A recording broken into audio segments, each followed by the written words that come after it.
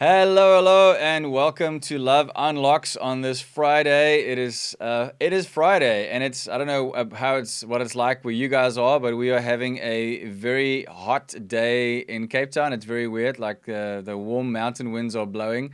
But it's a great day to talk about how God's love unlocks our lives, and that is what this show is all about. So thank you for joining us. Welcome to everybody that's joining us for the first time, and welcome back to those who have been here a few times already. We appreciate you guys so much. Thank you for sharing this as well. If you are watching and you think other people can also benefit from some hope, some encouragement, some inspiration, please share that right now from the platform that you're watching on to your family, to your friends. We would really appreciate that. We've got a very special guest today, an amazing man of God that really inspires me. Before we get to him, I just want to tell you guys about something special that's starting next week. My wife and I are doing an online marriage course over 10 weeks. It's for not just for married people, because we found that we actually needed to know these things before we got married. So if you're single, if you are in a serious relationship, if you're engaged, and of course, if you are married, and you want to have a real conversation about what marriage is about, what it should be about, and whatever things you may be struggling with, how to fix those things, please join us for Let's Talk Marriage, which starts next Thursday. We're going to go for 10 weeks on Thursday nights at 9:15 in the evenings. That's for a simple reason of then our kids are asleep, and then we can have a chat together with you. So please join us for that. You can go to the link in the description, or go to Quicket and search Let's Talk Marriage. We would love for you to join us for that. But for now, I want to tell you about my guest for the day. His name is Hilton Petersen. He comes from a little town outside of Robertson called Ashton. And when I met him, it was through Loiso Bala, who was my guest yesterday. And it was to do a show called The Jesus Collective. Not really a show, it's more like a ministry opportunity where, I'm gonna ask him to tell us more about that. But this is Hilton in action. This is what it looks like at a Jesus Collective event. It's exciting. It's awesome. There's great music. People are enjoying the presence of God. It is really something special to witness. And you can see there, I'm also next to Loiso doing its time. Ek moes leer om te loop, om te dans, en saam die koortjies te sing. It was an amazing experience. And but what's more amazing is the story behind all of this. So I'd like to welcome our special guest, Mr. Hilton Petersen, all the way from Robertson. Yay! Welcome, sir. How are you? All right, and you, sir, you good, man? Oh, wait, sorry. Let's try that again. How are you? I'm good, and you, sir? I'm very well, thank you. Thank you so much for making time and joining us today. I really appreciate it. Yeah, thank you so much. Thank you for having me, man. Great stuff. So I like to get to know people, and to get to know them better, and to also introduce them to those who are watching and enjoying this with us. So I always like to know about people's family. So before we get into your story of how you met Jesus and your backstory, I would love to know if you can tell us a little bit more about your family, where you guys stay. I think you have a house in Joburg and in Robertson, but you're doing Yeah. lockdown. You're doing lockdown in Robertson. No, I was just here for the week. I'm going back tomorrow. Oh, okay. Because the family is in Joburg, right? Yeah, the family is in Joburg, yes. All right. Yeah, So please tell us a bit more about them. We'd love to know who they yeah, are, what they like, and yeah. yeah. No. I'm a husband and a father of two boys. I'm married to Alicia, and I've got my son Hilton Jr.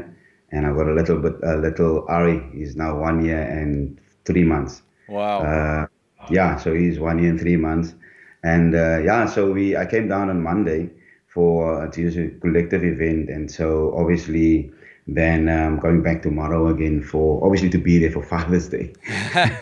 Yeah, that would be good. Um, Yeah, how long have you guys been married? I've been married now for 8 years. We got married in 2012. Yes, Okay. 2012, yes, in December on our son's birthday. But he was already 3 years old at the time. Yeah, so we picked the date. So we never celebrate the anniversary, it's always the birthday. Okay. Yeah, so we've been married for 8 years and we're living in Johannesburg now for around about 13 or, well, I've been in Johannesburg for almost 14 years, yes. Okay. And if you had to choose a word to describe your wife and your boys, each of them, what first word comes to mind for the three of them, right? Yeah. Yeah, for the three of them, yes. Yeah, well, for my wife, obviously, it is a. I was just saying that today it's the day of where we're celebrating or well commemorating and remembering the passing of her grandmother was basically my mother, Wow. and she passed away on the 19th of June, and I just reminded her this morning, that everything of Mama Let that I saw, I can see now that it is basically on her, Mm. and she just needs to take that legacy further. A person that kept the house together, a person that obviously loved the family, love her sons. She's Yeah. definitely a loving her son, and that is what I see in that love towards her family and her immediate family. That's the beautiful thing. When we met before, we actually I come from a family that we didn't have family time because I always explain it to people. My grandma, who was obviously our pillar in the Petersen and Moorman family and Jafter family, she was the pillar for our, and then she passed away in 1998. And then before that, we were obviously a family. But then when she passed on and went to be with the Lord, it's almost like just the family just disbanded and dismantled and just broken up into different pieces. Everyone went their own way. Sure. And that's normal, as I could see when you lose a loved one that actually was the pillar The glue. and Yeah. exactly the glue of everything is. Yeah.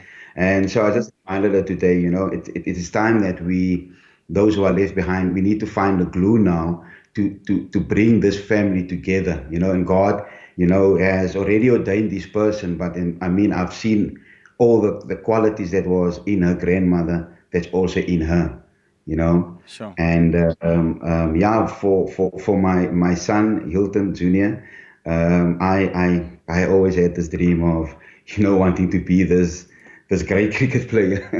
So and this guy just loves soccer, man. He's just soccer man. Ah. So he's a soccer man, and I always hear that I'm busy living out my dream, but he's an awesome sportsman. He plays well cricket. He's an all-rounder. Also plays well rugby. He's good at soccer. So he loves sport Awesome. and Fortnite TV game. The Yeah, PlayStation. like most of the kids nowadays. Sure. Yeah.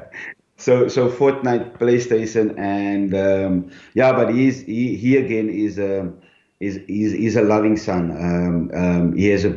I always say to people that you mustn't always just blow your own son's horn, but for me, I love the way he loves. That's the one thing I can see about Hilton Jr. I love the way he loves. He there's this silly story about him. We had somebody in our estate, and I think his mom was a domestic, and my mom was also a domestic. Okay.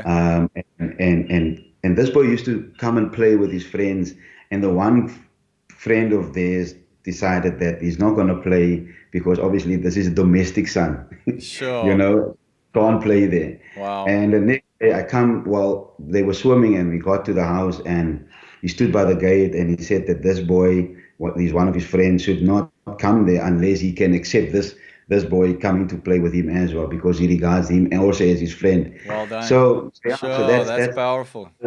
yeah, so that's what I always do when I'm from that side and I come to Ashton, is I then take him around to see when I get a chance because when he's here, he's just with the family, and but when I do get a chance, I do show him where I'm from, I do show him where I grew up, I do try and make him understand that you might be be blessed today, and but there's people out there that doesn't have, to that availability that God has given that availability to you right now. So you are really blessed. So that's what I love about Hilton Junior is just this love for other people and everyone, and then obviously the respect that we try and bring in the house so that he can be respectful to any color, any creed walking into our house. So good. Uh, and that is what I love.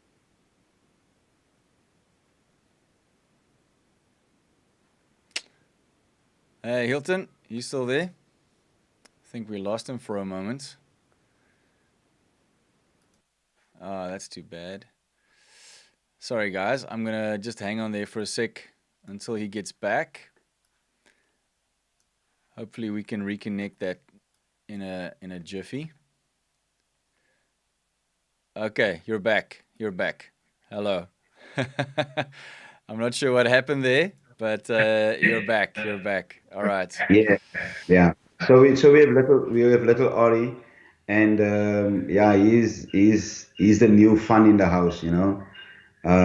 Give us sleepless nights. I'm they were trying a different pattern for him to sleep, but he's just a new energy ball in our house and just full of fun. And at least it looks like I don't have to struggle with him with a cricket at least. It looks like he likes the cricket. He wants to play So, cricket. so yeah, Okay, great. so yeah, yeah. So we're in the house, and we have also in the house by us we have my wife's auntie's daughter Amber, Rishal's daughter Amber. She's also living with us. She's from Ashton also, and yeah, that's basically the family and in Dainfern. And so we're just staying and living and loving and making sure that we keep on telling people about God's goodness. Sure, that's amazing. So Yeah. when Loyiso contacted me in the beginning of the year, when we could still do events, before this whole lockdown thing, it was amazing how quickly we got connected, and that event happened where I joined you guys in Ashton for a Jesus Mhm. Collective event. It was really incredible.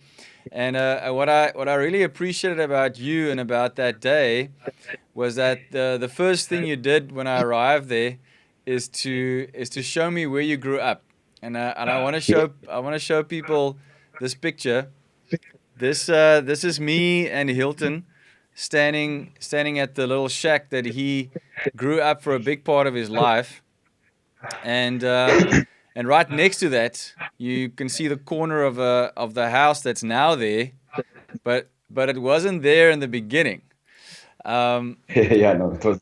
and it was amazing to hear literally where you come from, physically, and just the kind of environment and the circumstances that as a small boy you and your brother and your mom were facing. And I would love for you to just share with our listeners and people watching today what you shared with me, your story of how you grew up. How did Jesus come into that picture? How Mhm. did his love unlock your life? Sure. And how did it get you to where you are today? Mhm.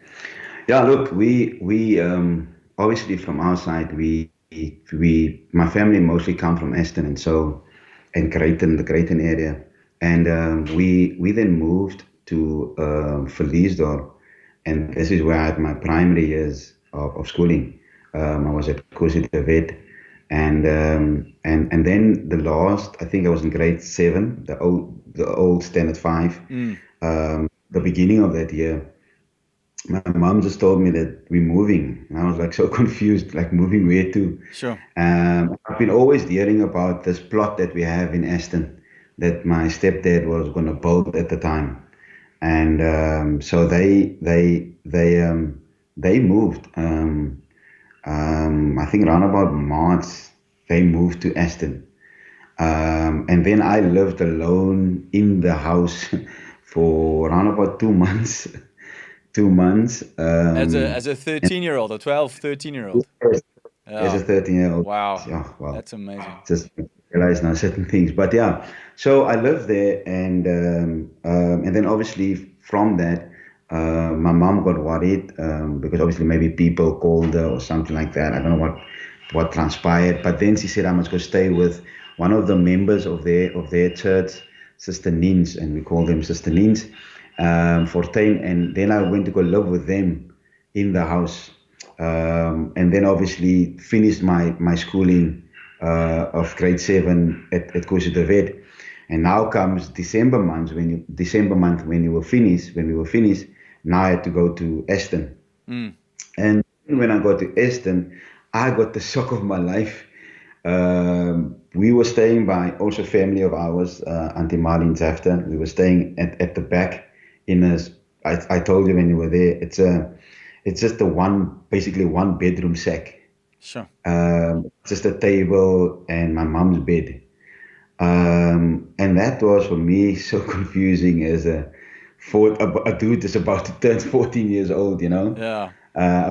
Explain to people is that the first thing for youth is what the enemy wants to do is just to confuse your younger brain, to make you understand that whatever is happening here now is there's no way out. Yeah. And Sure. so we lived there, and every morning I had to go to my grandmother. So we started a new schooling year, and then every morning I had to take my two brothers, Durad and Sean, get them done, walk down to my mom at the sack, get them dressed, take the one to the pre-primary school, take the other one to the primary school, then go over to the high school. Mm. And so that was my life for for a long time, for about 6 months, until I got a brilliant idea. Because obviously, you know, when somebody introduced me, like, who's this new boy in town? Everyone will say, is that guy who stays in the sec behind the Marlin in the sec Sure. at the back? You know what I'm saying? And so Yeah. that always, it's like when you're trying to lose weight, and somebody comes to you and he says, but are you not a little bit too thin? You know what I'm saying? And that goes to your brain, that goes to your mind, you know. Yeah. Uh, and then I used to be then labeled as this boy that lives in this sack at the back by somebody's yard. And then I got this brilliant idea on my birthday, the 19th of May, and I remember it was a flood here in Ashton. And that day I thought, man, let me get some petrol and burn this little sack down. And maybe we'll move to a house. Wow.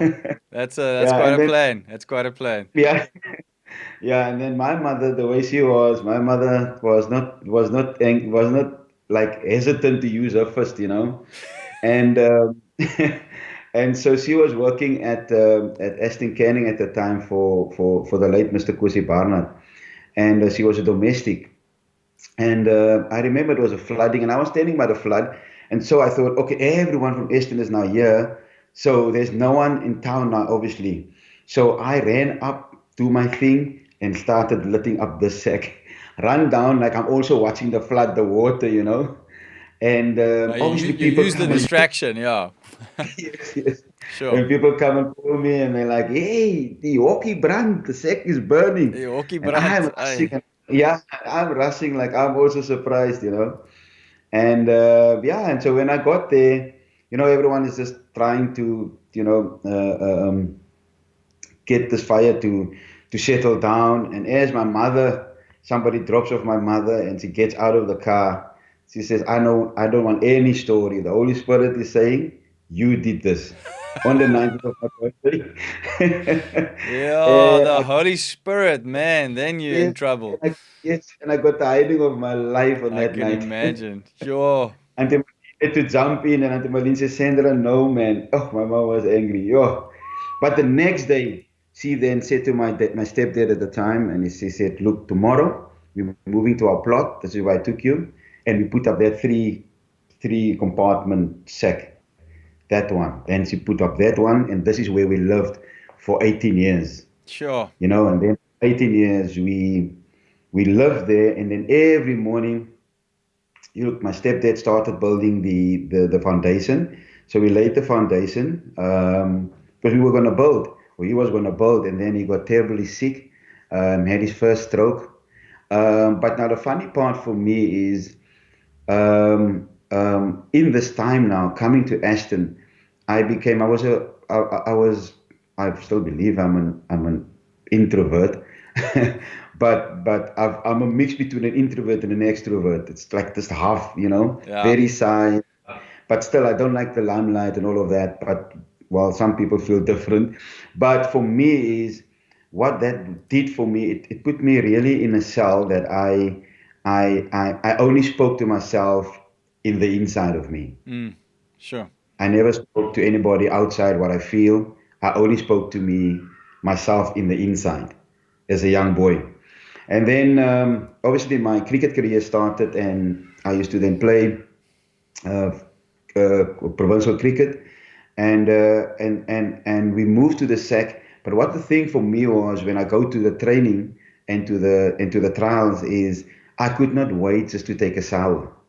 So when I'm in the car from here to Paarl, the only thing I'm thinking about is the shower. Sure. And it's so funny how my mom's prayers when she used to pray 4 o'clock in the morning was just for a shower. Wow. Yeah. Yeah. So, and even up till today, when I take a shower, I don't take a long showers. I take quick ones. You know, I take Even quick ones. before we had water restrictions.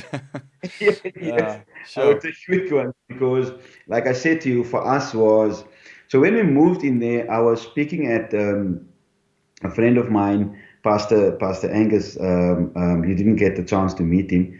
I was speaking at his church the other day, last year. I was speaking at his church last year, and I was speaking about longevity. And I was saying that, you will see in your life, but I'm just looking at my life, that you have longevity in friendship, Mm. or you have longevity in people that you've met, not you, maybe your parents, and somewhere 20 years later, now they have a different role in your life as well. Yeah. Uh, I can remember that the person when we moved to the plot where I took you, there was no sanitation, there was no water, it was only the sack, and so we had to go to a toilet because at the old we called it the O camp. There was this long toilet. I think it was 10 on a block, and then we used to then this Auntie Hill, who's now a good friend of mine today, Uncle Les, his mom used to give us a key so that we can use their toilet. And then what we also then used to do, then I had to go fetch water from that toilet, and then the kids then called me Jack and Jill. Shit. Let's go fetch some water. And so that was basically my life. I would Yeah, bro, play. that's hectic. Yeah, I would play, and I would always have to. I would tell somebody if you play rugby, if you're facing my house, when you see my mother, my mom had this thing. She don't call. She doesn't call U-turn. She just comes out, speak to the person opposite across the street, whoever's walking past. Then you must sense that your mom is there. Then you must run. So she didn't have that old style of call me. She didn't have that. He was just coming out, speaking to whoever's in the street, Ja, and then my friends would say, "There's your mom," and then I would go. jy moes weet, nou moet jy hardloop. Yeah, with the hardloop, yeah. Sure. So that was my life for I think for 4 years I had to go fetch water Yeah, because that's rough. connect our water thing, the sanitation and the water from the municipality. Obviously, because the plot, as I understand it now today, was in arrears and they Mm, couldn't pay it. So for them, it was just we're on the plot and that's it. sure. So Sorry, every Hilton, morning, I just want to interrupt your story for a moment. W- uh, you spoke about your stepfather. Did you? I also forgot now from what you told me. So just remind me, your dad, your biological father was. Did he? I can't remember what happened there. Was he in the picture ever? yeah, no, look, my biological father, obviously, is what do you call it? I was born, they were not married, Okay. my mom and my dad. And my mom was a very stubborn person. Mm, So obviously, from the things that I heard, my mom and my dad stayed together in Cape Town. And then I was born in St. Monica's home in Cape Town, Kloof. okay. And then obviously. that the relationship was now obviously, but it used to be in my life by the time of when I was just very angry and, as a young boy, Okay. or my results are not good. And then my mom would call him to come and speak to me, and he would just come and encourage me. So, but he was, for the academic purposes of my life, he was very much involved to make Okay. sure that you do pass, you do well in school, but they were not together. Okay. So I lived for most of my life with my stepdad. All right. Yeah, so for most of my life with my stepdad, yes. And yeah, Okay. and so we when we got to now live on this plot, and we connected the water. Then we started to just take a pipe to the small toilet that I showed you, put it right through winter, summer, autumn, any season. That would be our shower. You Wow. know, pipe through. This is what you do. You shower. That is what it is. 4 o'clock in the morning, my mom would then get up, pray for this house with the shower, and say thank you to God for the house with the shower. Sure. And it confused me like crazy because where I don't see this house, I don't see the house coming. And that made me very angry towards her, Okay. because then you were asking something very powerful now. When you're not raised with your father, your biological father, there's a thing that God still puts in you, a desire for your father. Yeah. So again, like I said, I spoke in the inside. Yeah. So I would then make myself to be in trouble so that I can get his attention. Yeah. Do you understand? Sure. So then I would want to get his attention then so that he can then come and then I can see him. And then my mom and my stepdad also used to have a very, just two people that are very strong personality, and it was a rough relationship, Okay. Sure. And so it was, we could be sitting one Friday night and there's a big fight 11 o'clock in the house. Mm. Um, they would go to, and my mom was just very strong, and my mom was also fast with her hands, and also just retaliating and all of that. Until one day I know God, and remember this day when she fell down on her knees and said to the Father that she no longer wants to be that abusive and fight, but she Mm. wants to give this battle to Him. Sure. And it was very late, and then God came and really changed her life completely. Wow. I've seen all of these things. Yeah, now when I had this thing for my father, I would then want to be in trouble so that he can just engage with me at least. And then we would then get that, and that is where I then started to become very angry. So I would come to the sack, not speaking to anyone. Mm. But when I'm outside and I'm with my friends, I'm the joke of the town. The life of I'm the the party. comedian. Yeah. Sure. I'm the life of the party. Mm.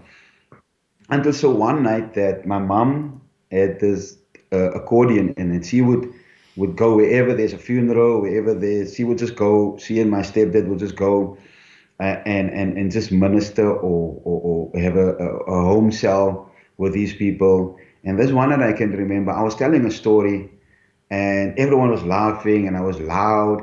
And my mom walked past, obviously not understanding and recognizing the boy telling the story. Wow. Because when I touch my gate at the sack in our yard, in our plot, once I touch it, I would shut my mouth, and I would shut my ears. Sure. So I would not speak to anybody. Mm. Just come in, do my thing. If there's food, I eat. I would not speak to anyone. I can remember I was so angry the day when my stepdad got, and I mean, he was very rough with me. He really instilled discipline with me. Um, I mean, I can remember. I'll come to that story, and then I my mom got home, and when I got home, she called me or sent somebody to call me. And when I got home, I saw her crying one night by the table, and she asked me, and she's asked, what has she done? Because that boy that she just saw now in the street is not me when I come in here. Mm. And I continued I just brushed it off and I just, didn't answer. I just looked her straight into the eyes, and I didn't say a word, and she would just cry and Mm. not understand what's happening. Yeah. But for me, it was, you brought me away, took me away from my friends in Verliesdorp. You brought me here. I'm living here in a sack. When it's wind, I can feel the wind. When Yeah. it rains through the roof. Mm. You brought me into this thing. I had a proper, beautiful life. Now I have no friends. Everyone is laughing at me. Everyone is making fun of me. And so I was just angry about it. Sure. And then in this time, God really, in this time, just for our sanity, the word says in Ezekiel, it says, and through him, by him, in the spirit, God led him to the valley of dry bones. Mm. Sometimes people are led by God through a dry season. Mm. You know what I'm saying? Because Yeah. at the end of this time, once this dry bones get their flesh, it becomes a heavenly army. Do you Sure. understand? That's so And good. I understand now that God has taken me through this period of my life.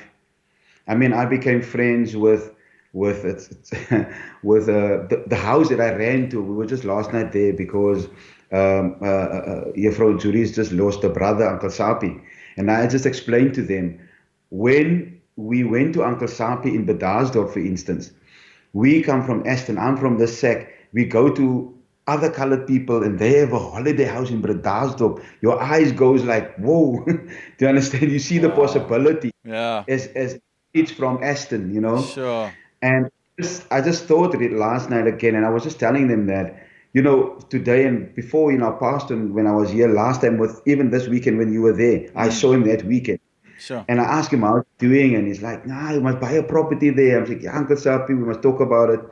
But I'm just realizing yesterday, those are the moments that God takes you to a place like a David. He's going to anoint you as the king, and he takes you to the palace to give you a snippet of what he has in store for you. Wow. But you still have to come back, and to look after the sheep. Mm. And so, yeah, we lived. It's such a long story about this thing, but for 18 years, my mom prayed every morning for this house, for this morning for this house. I only saw a foundation. I didn't say anything else.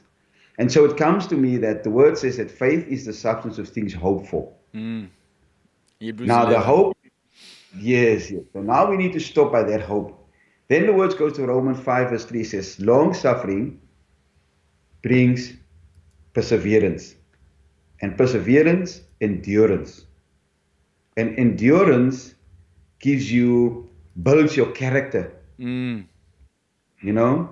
So it builds your character. Now that character produces hope and gives Mm. you hope. Mm. Now the word says that hope in Romans 5 says never disappoints. Yeah. So when you go back to faith, it says faith is the substance of things hoped for. You have to suffer, have to endure, have to persevere, have to make sure that your character is built. Then comes that hope. Mm. Then it says it gives you the evidence of things not seen. Now the evidence is not for my mom to have the evidence of a house because she was believing God for the house, but she didn't have the house yet. But it's not like an imagination that you have to imagine the house. Mm. You have to think of the evidence of all the other things that God has done in your life before. That's your evidence. Yeah. Do you understand? So that is what I understood with her. 4 o'clock in the morning when she would pray, and some of that mornings I would just come into the house. By the time she's praying, I come from club, or I come from a place very far and very naughty. And she would not say because I'm angry and I didn't speak to her at that time. Sure. And so today I was just reminded that day, and it was a specific day when you were there. God reminded you are speaking about your mom's faith of 18 years, Mm. but you're not speaking about your hate that you have for her for that 18 years. Wow. And so I realized that I had this opportunity to fix everything that I could fix for my mom. Yeah. Mm. Sure. So we're not sure if people must just make sure that you don't miss out on moments where you you miss out on that opportunity for you to be able to fix that hate that I have for my mom. Hmm. You know, I remember when I started working for Dr. Pravin Gordon at SARS, um, and at that time I was still living in a sack, Wow. and I bought my first car because, for one or other reason, she just felt like she doesn't want me to build the house, and not a lot of people outside understood. She just felt in the house she doesn't want me to build it because she says if I do it for her now, I'm going to be a generation behind. Okay. Because when she marries my dad, they were supposed to build. Mm. Do you understand? Yeah. So they're supposed to build so that we move in. Okay. And then we continue from where they left us now. All right. So if I build, I'm going to be a generation behind. So she refused. She said, you work on your career, you work on your studies, you work on all of those things, but don't focus on building this house. Hmm. Because the man I married was supposed to give me this house. Wow. So I would come to this beautiful RS4 to Ashton, park with my RS4 next to the sack, and then and when then kids, when I go to the club, when I was still going to clubbing, when kids would come and they would want to see my car, there's one boy I remember, I was telling the story last night also. He would come then and he says, why do you get excited of that guy? He can't even build his mama house, you Mm. know? And I almost got so angry that I wanted to fight with him. Yeah. But something in me, being unsafe, not even with God, just says to me that leave it to me. I will fix everything. Sure. And I just said, you know what, I'm just going to leave you alone. And I got back and I never did anything. I didn't, disturb him, or I didn't fight with him or anything like that. But I got home, and when I lived in the sack with all this prosperity that now starting to realize in my life and happen, I mean, even that itself, how I got to working for Dr. Pravin Gordon, it is in itself a miracle. Didn't had any background of taxation, Wow. nothing. Sure. Only when I got there, I studied the tax, Then I studied the taxation. So, so for me, only in what God has done for me in that space was so amazing. And when my stepdad passed away in 2007, it was the same year that I resigned from SARS. No, I didn't resign that time. But I resigned later on in that year. I resigned from SARS to build uh, uh, to build my career and moving somewhere else. And in that year, I decided that I'm just going to take this money and build the house. I'm not going to wait now for no one's permission. I'm just going to give her this opportunity to go into the sour. And it took me 6 months or 7 months to build the house for her, and then she moved in. Mm. And there, obviously, she lived for 8 years until she passed on in 2016. Now, in 2016, the 1st of January, I was in church, and I got a word that it will be a rough year, but I should not be moved. Okay, And Hilton, I'm going to interrupt you again because I would love, before you share this next part, I would love to still hear the moment where you did come to know Jesus, and then and how you got to 2016 and getting that word.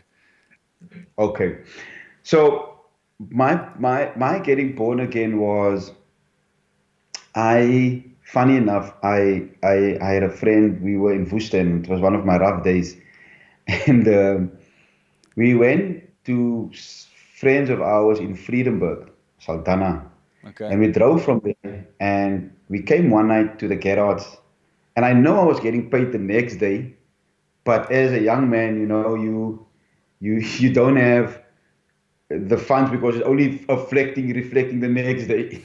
And we all four young guys in the car. And while they went in on this engines on the N1, while they went in the car, we're on our way to Worcester now, coming from Cape Town. While they went into the car, I sat in the car and I said, Father, if you just give me money now to get home, to Worcester. Hmm. I will serve you with my finances and with my heart forever. Wow. Yeah. And something says, okay, go. And I went. Then I withdrew the 100 rand. Mm. Out comes the 100 rand. Put in the petrol. My one friend comes out. He's like, "Hey, you said there's no money. What's happening? Did you get paid?" I mean, yeah, obviously. It's like, no, man, but draw more than we go. You know, when you get born again, that moment, And then he says to me, go back and go get more money. Then we go back to Cape Town. Then I went back to the ATM. Now it's saying again, insufficient funds. Yeah. And then I went to my friend the next day at Standard Bank. I said, what happened? He says, somewhere along in the country, I withdrew someone's 100 rand because my salary was still the same. Okay. And then I served God for 9 months, if you can call it that way. Then, you backslide again and you're back in your old ways until God opened up this window for me now to go to Joburg. And I lived there, like I'm explaining you to now, this period, 2007, 8. And then I resigned from SARS. Then I worked for a year at a place, and I could not, I didn't like the moral values of this place that I worked at. Okay. And I completely resigned. Sure. And now I was jobless for about 8 months. That's a long Coming time. from work. Yeah. So I lived on 50 rand a month, I think. What? Yeah, 50 rand a month, man. 50 rand a month, all credit to Discovery credit card. It gave me a swipe for 50 rand Okay. every month. Wow. And um, and so that was a rough patch of my life. Yeah. And one day I got to meet Pastor Ray McCauley and with some stuff that we were doing. And a friend of mine then started working at the bookshop. And at that time,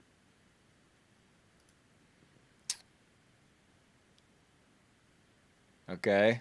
We're just gonna give it a second again. You've lost him for a moment. Ah, man. Thank you, Lord, that the internet comes back on. Guys, I'm glad you guys are still there and with us. Oh, there we go. He's back. Are you yeah, back? All yeah. right. So yeah, yes. So yeah, so when I was going to visit him at his workplace at Rema on a Sunday morning, Mm. again, like I said, longevity. As I'm walking in, the doors open for the 8:30 people to come out. Okay. Janine Price is busy singing I Surrender All. Wow. I walked straight in. Straight in. Sure. Gave my heart to Jesus, never looked back. What Never looked year? back. What year was that? 2008. That No, that must have been 2000. My son was 2009. Okay. All right. 2009, yes, 2009. Wow. And I Okay. never looked back. Coming from a Christian-based home, obviously we understand what is the. My mom said I've been baptized when I was 6. I couldn't remember it, but then in the later stage I did baptize. I went for baptism because obviously I wanted to remember it. Yeah. And now you understand what you really did, and I think that plays a big role. Yeah, and that plays a big role for me. Yes. What did you Yeah, what did you experience in that moment when you went forward and really surrendered all? I think even the song for me, it's what the word says. I surrender all. Mm. I was worried because for many things at the time. Remember, my son he was born in 2009. Okay. He's about to be born. I'm jobless. Sure. I'm between a rock and a hard place. Should I go back to Ashton, just start a career down there? What will the people say? It was just a bad place to be in. Yeah. I'm angry because I left SARS and did I make a mistake? And Yeah. I was just so confused Yeah. at that moment, so angry. Again, I think it was a second attempt for the enemy to put me into my inside again, that caveman of me. I think that was his. And so when I surrendered at all, when I surrendered all, that is what I think I made happen that day, Heinz. Okay. I came to the front to say, that thing that happened to that 13-year-old, I'm about to surrender that part. So I'm not gonna go into that space again ever. so did you consciously surrender the anger, the bitterness, the unforgiveness, or Everything, was it more like e- a just like everything? Okay, sure. everything. I just gave everything. For me, when I was a few years back, way few years back, when I was so angry, somebody was preaching in that church that we were singing in the Dutch Reformed Church. Yes. Uh, when you were singing there, somebody was preaching there, and he was just talking that sometimes in a family there's a weak link, and sometimes you have to forgive. The word says that he says, and he will teach us how to pray. He says, "Our Father who art in heaven, hallowed be thy name. Thy kingdom come Mm. on earth as it is in heaven. Yeah. Thy will be done on earth as it is in heaven." Then it says, "Forgive our trespasses, as we forgive those who trespass against us." Yes. Now I feel for you to activate God's will in heaven on earth, you need to be all right with those that has trespassed against you. Yeah. Do you understand? So forgiving plays a big role. In freedom. And so Mm. it's just that freedom. Yeah. And so that is what I have experienced with that surrendering at all. So I good. have given freedom to, I had freedom and forgiveness towards every attempt of the enemy, every person that might have in my past, every person that's maybe in my future also, who's going to betray or hurt me or speak bad about me. I have done it all there in 2009. So today I guard my heart. I don't live with hatred. I don't live with unforgiveness because I understand what unforgiveness has done to me in that 18 years already. Mm. So I understand that the word says that those three things, and the biggest one of it is love. Yeah. And so I am loving to love. I love my enemies because at the end of the day, the word says he will prepare at the table in the midst of them. Yeah. So, so it's better for me to love them so that they can be there while I eat. Do you Yes. understand? Yeah. So if I don't love them, they will also not come to the table. Sure. So I've come to understand it's better for me to love them, to love any area of my life. I love when I'm under pressure. I love it. It's although it's painful at the time. But I love it because I understand the word says whatever he tries for evil, God will turn for good. So I'm only focusing on the good. Whenever I speak at somebody's wedding and they ask me to speak, I always say, if you don't know how to love God, you won't know how to love one another. So good. Amen. Yeah. It's because God, the word says, is love. Sure. Do you understand? So I understand. So I don't allow people to give me a misrepresentation of who my God is. My God is love. When the president came and he says the kissing and the hugging is a day of the past. Do you understand? I said, no, man. No. President, you're doing so well, man. You've been doing so well, man. We are people of love. Amen. Yeah. So I believe we, as much as people are saying in this corona and this COVID that we are not getting back to a norm or back to our old, I believe that God, it's going to be normal as per norm. But what God is busy doing in this time is getting the true worshippers, and he's sifting from like Malachi 3 says, what verse 10 or not 10, 12 or 14, where he speaks of in this time he's going to separate those. To understand, you will see now, did you ever serve God, Yeah. or did you serve something in return, Yeah. something else in return? So I just feel this is what God is busy doing, because we are going now into the final hour of this race. You understand? He's coming back. We can't be singing of a cross now anymore. We must now sing of his return. That's good. You know?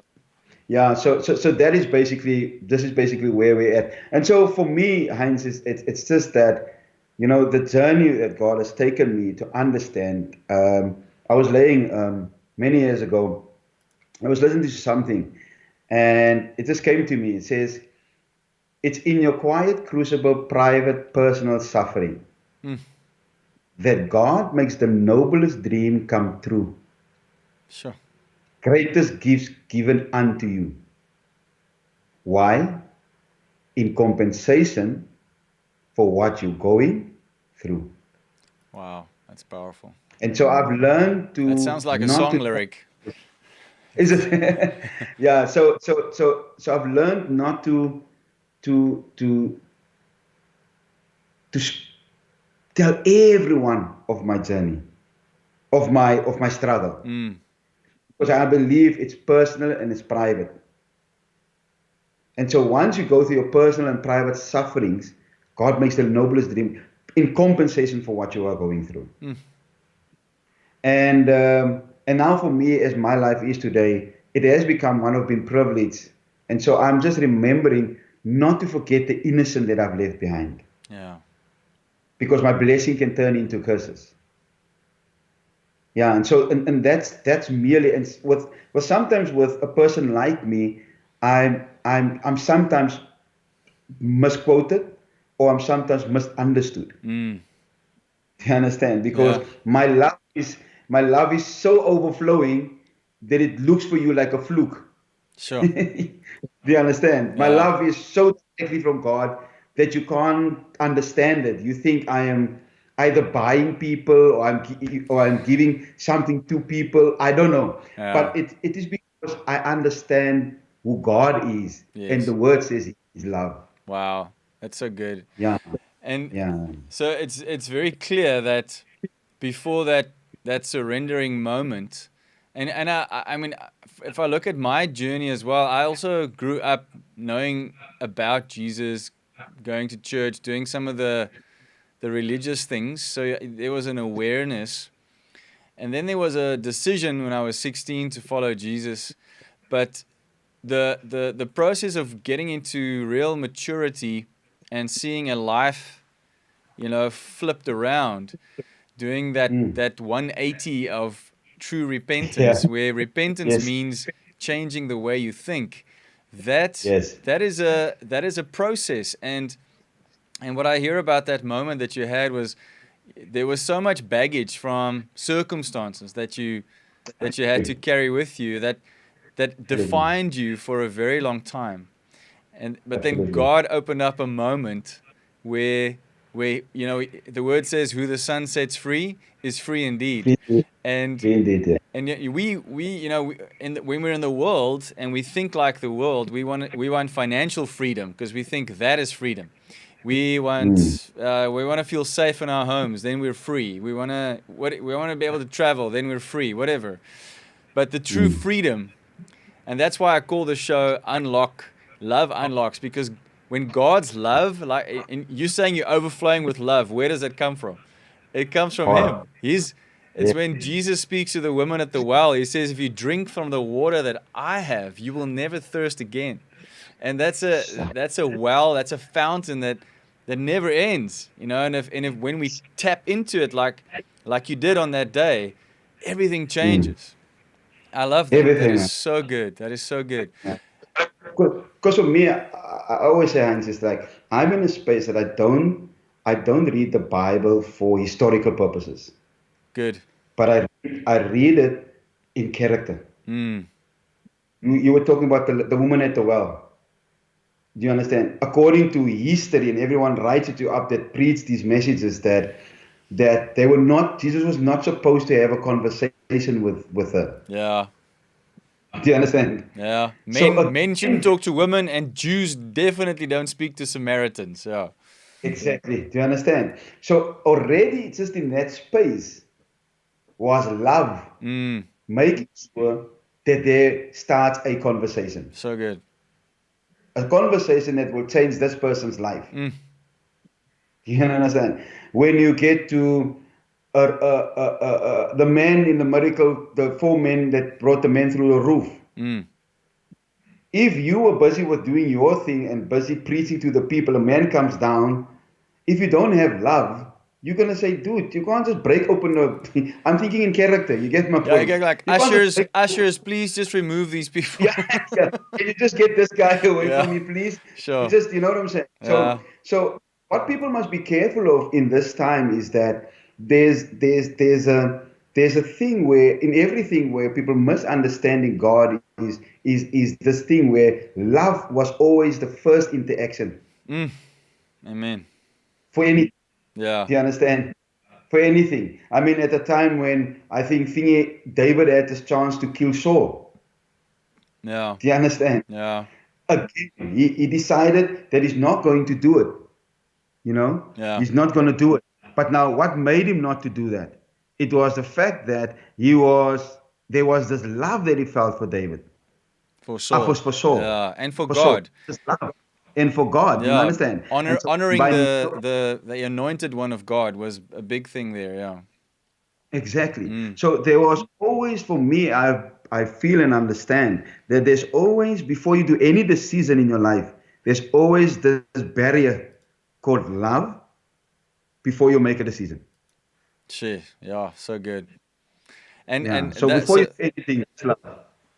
that's so good. So I want to know your your view on marriage and fatherhood and business after that moment of surrender. Sure. How did it change? And what would you say to those of us who are listening that are married, are parents, and are running businesses?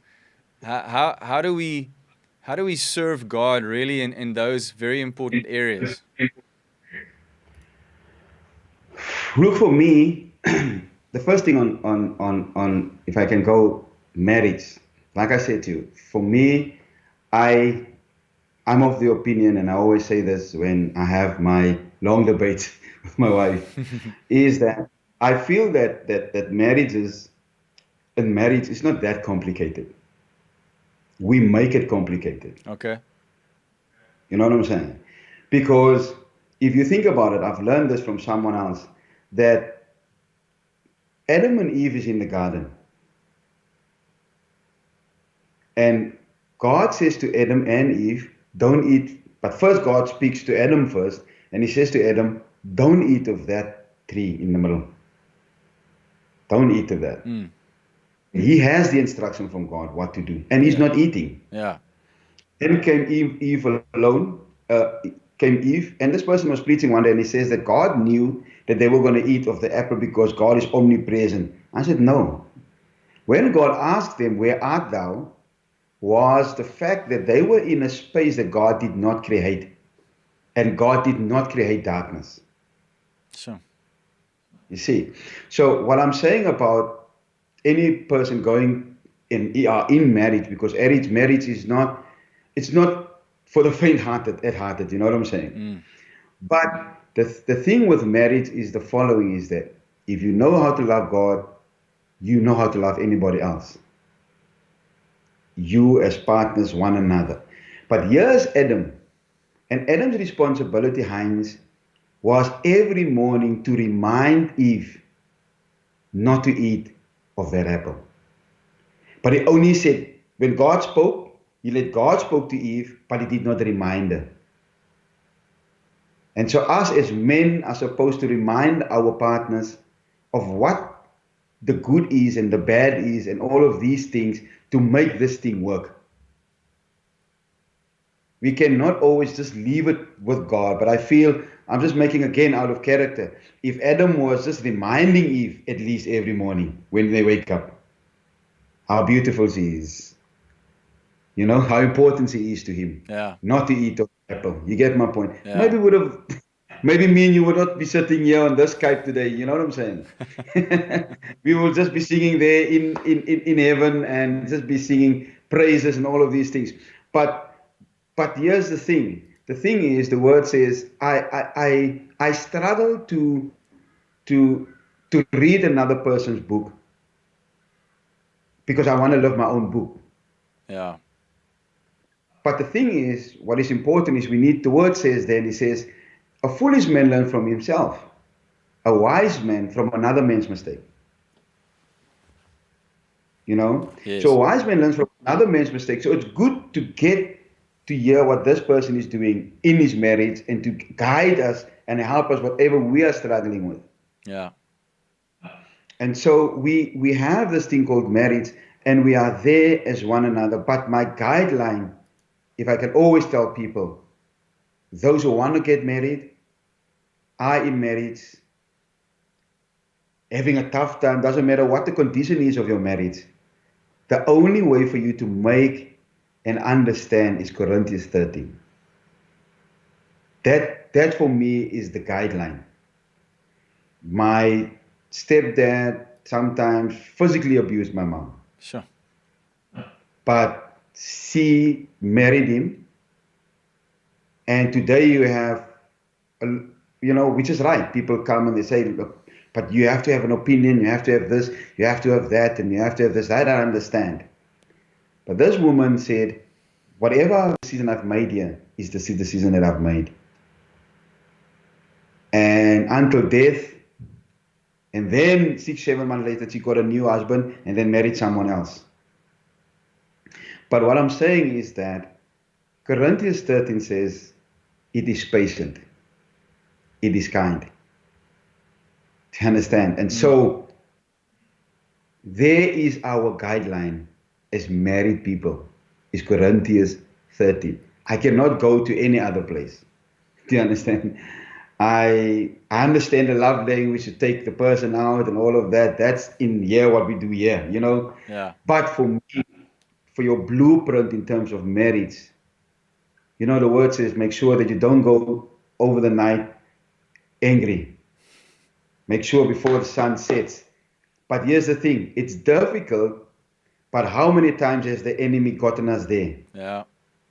Do you understand? What would you have gained if you applied the word the next morning? You're not sure because you failed that test, So on that marriage part, that is what I can say to people in terms of, that when you have God in your heart and when you have the Holy Spirit, you know exactly what to do because God is love. So good.